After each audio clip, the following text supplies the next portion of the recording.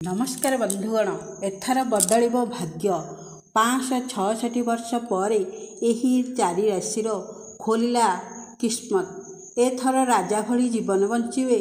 महादेव कृपा दृष्टि पड़ा यही राशि मानक उपरे। तेबे बंधु मैंने भिडियोटी को स्किप करी शेष पर्यंत देखंतु एवं भिडियोटी को गोटे लाइक करी चैनल टी गोटे सब्सक्राइब कर दिंतु। वर्तमान एहीपरि किछि राशि मानक उपरे आलोचना करिवा जो मानक उपरे भगवान प्रसन्न हेबाकु जाउछंती ओ तांको समस्या समाधान हेबो। एही समस्त राशिर लोक माने आगामी समय रे अनेक सफलता पाइबाकु जाउछंती। से माने अनेक नूतन कार्य आरंभ करिबाकु जाउछंती। एहा सहित से माने जो कार्य सबु करिवे सेथिरे निश्चिंत भावे सफलता पाइबे। से माने अनेक नूतन कार्य मध्य आरंभ करिवे। एहा सहित से माने जो कार्य सबु करिवे सेथिरे निज परिवार लोकंक पूर्ण समर्थन पाइबे।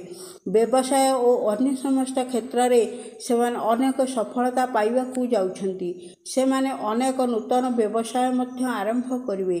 से मानक पई आगामी समय अनेक शुभ मुहूर्त आनिबो। माता लक्ष्मी कृपा दृष्टि सेमानक उपरे पड़िबो।